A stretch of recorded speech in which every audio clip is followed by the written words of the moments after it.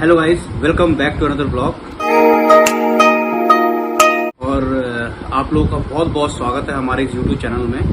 तो दोस्तों, हमारा ये ब्लॉग भी बहुत महत्वपूर्ण है और इम्पोर्टेंट इसलिए है कि ये जो ब्लॉग है ये किसी की जिंदगी के संदर्भ में है और खासकर हमारी भी अपनी नैतिक जिम्मेदारी बनती है कि हम वीडियो बनाएं तो उस विषय के बारे में जरूर बनाएं जो देश में बहुत ही गंभीरता से एक विषय चल रहा है, जो है अंकिता हत्याकांड। तो दोस्तों, मेरा इस वीडियो बनाने का यही मकसद है कि अंकिता भंडारी जो उत्तराखंड पौड़ी जनपद की रहने वाली लड़की है उसको न्याय मिले। दोस्तों, अंकिता भंडारी तो अब दुनिया में नहीं रही, पर एक सवाल छोड़ गई सरकार के लिए, स्थानीय प्रशासन के लिए और हमारी पुलिस के लिए कि क्या उत्तराखंड की बेटियां सुरक्षित हैं या नहीं। ये बहुत बड़ा गंभीर विषय है और खासकर उत्तराखंड के लोगों के लिए बहुत बड़ा विषय है कि हमारी चुनी हुई सरकार, जनप्रतिनिधि जो है हमारे सरकार में, वो इसको गंभीरता से ना लेते हुए वो उसको राजनीति का तंत्र बना रखे हैं। दोस्तों, उत्तराखंड के लोग स्वभाव से मीठे होते हैं, अपने आचार विचार से अच्छे होते हैं और देवभूमि कहा जाता है उत्तराखंड को। तो देवभूमि के लोग देवों की तरह ही होते हैं और जो भी विभिन्न राज्यों से लोग आते हैं उनको अपने भाईचारे के रूप में अपने राज्य में स्वागत करते हैं और उनका अभिनंदन करते हैं। दोस्तों, मैं बात इसलिए भी कर रहा हूं कि मैं खुद एक उत्तराखंड निवासी हूं और पिछले कई वर्षों से दिल्ली हरियाणा में रहता हूं। बट जब उत्तराखंड का नाम आता है तो एक हृदय में एक बहुत दर्द रहता है कि उत्तराखंड के लोगों को किस तरह से प्रताड़ित किया जा रहा है। और जब न्याय की बात आती है, क्योंकि हम लोग कोई राजनीति कोई हमारा होता नहीं है, ना हम राजनीति करना जानते हैं, बट हमें ये लगता है कि अगर हमारी सरकार चुनी हुई है, प्रतिनिधि चुनी हुई है, मैं किसी भी पार्टी के बारे में नहीं बोलूंगा, सिर्फ चुनी हुई सरकार, अगर हमारे मुख्यमंत्री हैं तो वो सबके मुख्यमंत्री है, ना बीजेपी के हैं, ना वो कांग्रेस के हैं, ना वो सपा के हैं, वो किसी के नहीं है, वो एक प्रदेश के मुख्यमंत्री है। तो प्रदेश के मुख्यमंत्री से मेरा एक ही निवेदन है कि इस हत्याकांड की जांच जल्द से जल्द फास्ट ट्रैक कोर्ट में चलाई जाए और सीबीआई के पास जरूर होनी चाहिए जांच।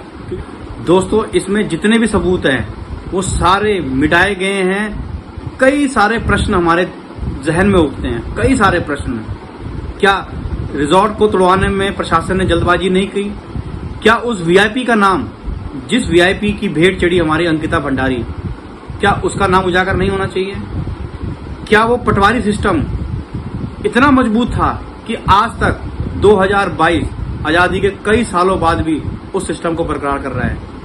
और माननीय प्रधानमंत्री से बोलूंगा, मैं ये नहीं कहूं कि बीजेपी के हैं, वो किसी के हैं, वो हमारे आदरणीय प्रधानमंत्री जी हैं, उनसे बोलूंगा कि इस गंभीर विषय को जरूर उठाएं, साथ दें और उत्तराखंड के भोले भाले लोगों का न्याय दिलाएं।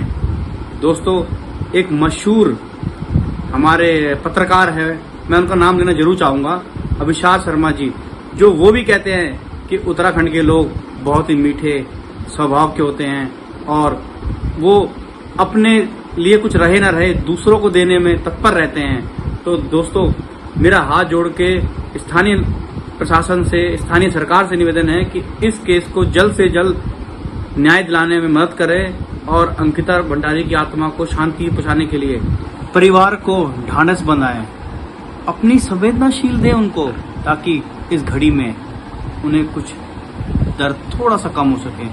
किसी को 50 लाख देने से कुछ नहीं होता, उनको न्याय मिलेगा, वो ज्यादा महत्वपूर्ण है। दोस्तों, आज को सब तक पहुंचाऊं, जहां तक ये सोशल मीडिया है वहां तक मेरी आवाज पहुंचे और कम से कम, चाहे वो किसी भी तबके के लोग हैं, चाहे वो किसी भी धर्म के लोग हैं, पर इंसानियत सबके लिए है।